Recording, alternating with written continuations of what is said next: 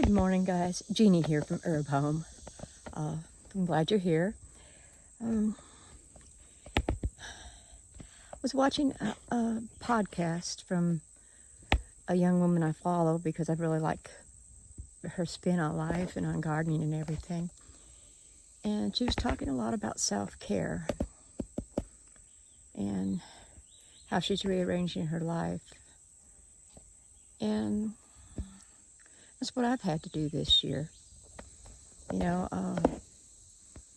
this is kind of going to be a philosophy thing, so, it may be something that you're not interested in, but as a lot of you know, we're a family that's had cancer hit us pretty heavy, and we've had some financial things hit pretty hard too, but, as a result, it's all intertwined.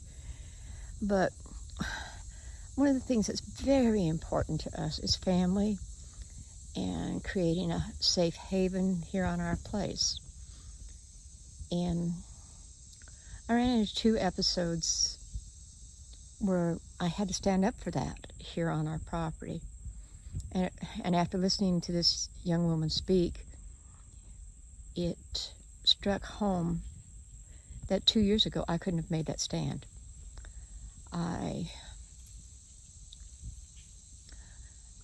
I'm bad in one way that I want to take care of people. I want to help people. I don't always set the boundaries I should in doing so. And I've had to learn that. And I'm ancient. I'm 74. Almost 75. And it's taken a long time to learn that lesson.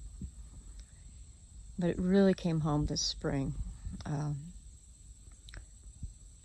And one of the biggest goals for us is that our home, this property, is a safe haven, that there's not violence, that there's not anger, that people come here to feel safe. It's that important to us. And I had 2 instances where I actually had to really come down on people over that.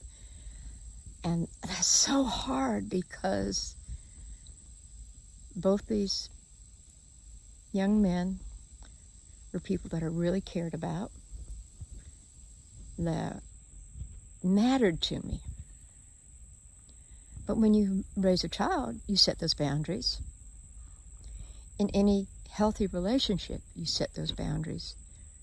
And in reality, you need to definitely, that's important. Boundaries are important. Little background, I come from a family with alcoholism and violence. My first marriage was full of that also.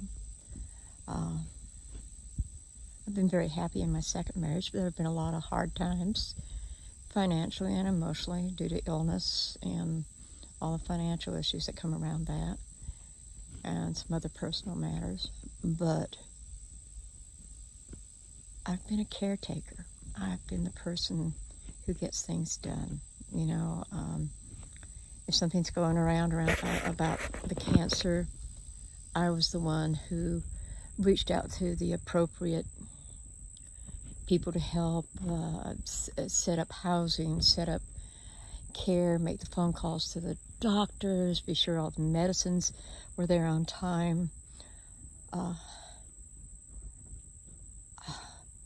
When my little boy was ill, I spent days in the hospital with him, and then when my daughter got sick, until she found her life partner, I was the one that was in the hospital with her, and then he was able to step into that position.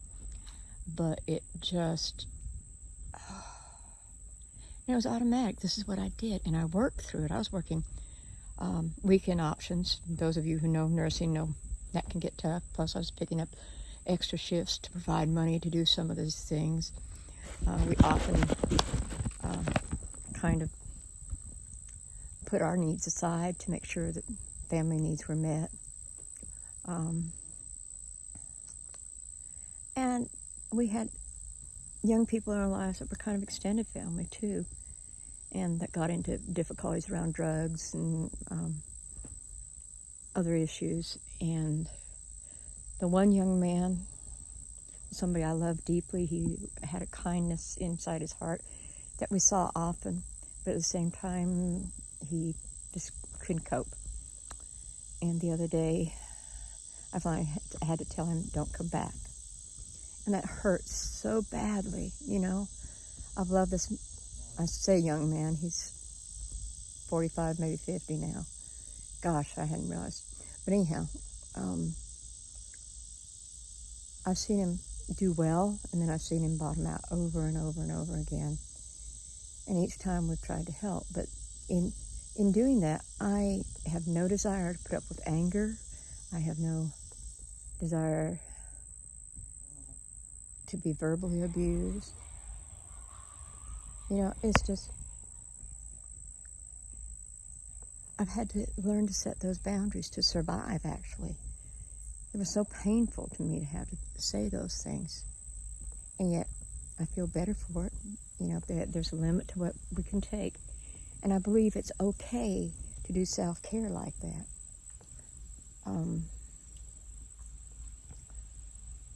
For some reason, this has been a time of retrospect. I mean, of soul searching, I guess. To go ahead, you know, what are my core values? What's important? Where did I make wrong decisions through my life? How have they affected my life? I like who I am today. I love the way we live. It's hard at times, you know, especially when illness hits. Neil recently got snake bitten,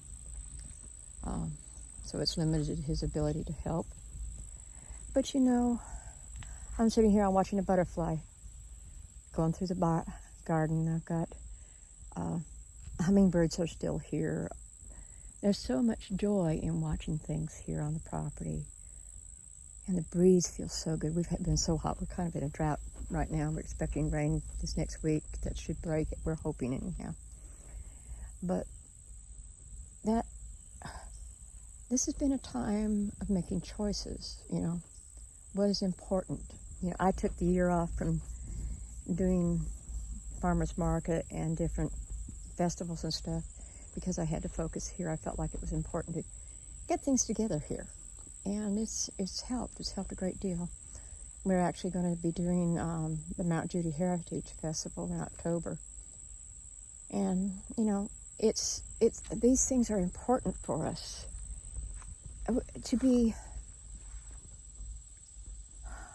I'm not sure how to put this. Self-care is not selfish.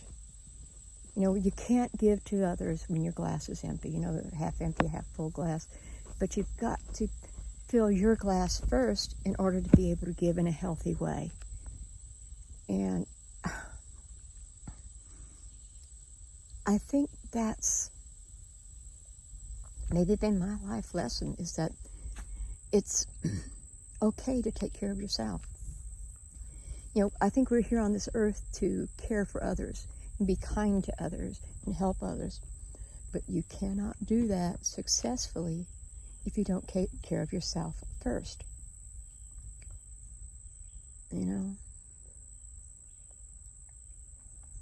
It's okay to say no. It's okay to downsize your dreams, your ambitions. You know,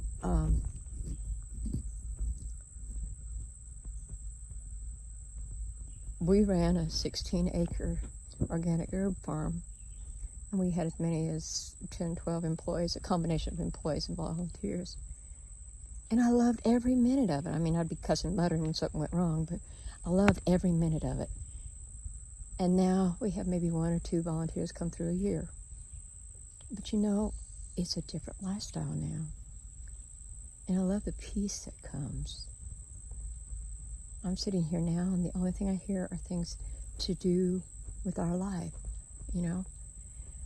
Sometimes we get an occasional C-130 or whatever they're called, but we get 3 of them that come through on occasion, and we've recently had some of the fighters go over. I think they're training exercises that have been going on from down at Jacksonville. I'm not sure, but, you know, and I've had a drone come over one day that scared the fire out of me.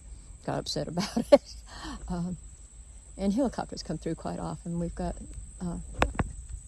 some people that have bought quite a bit of land up on the ridges above us, and they come through with their helicopter. They're very well to do.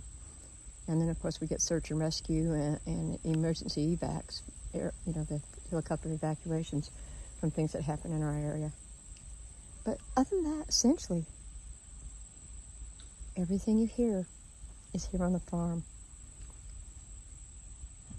You guys have a good day, and I appreciate you listening, and share your thoughts about it. I'm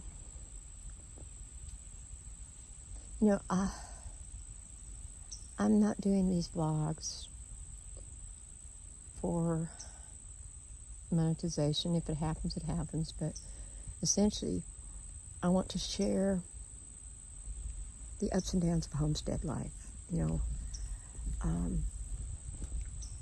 I think homesteading gets glamorized sometimes. You get pictures of the perfect homestead. You get pictures of how easy it is to do this skill or so on. But it's not always like that, guys. There are ups and downs. Life happens on the homestead. And maybe that's what it's all about. It's just about life. It's about living, about being close to the earth and close to each other. Enough philosophizing. I better quit while I'm ahead. You guys have a good day, and I'll talk to you next week. All right? Bye-bye.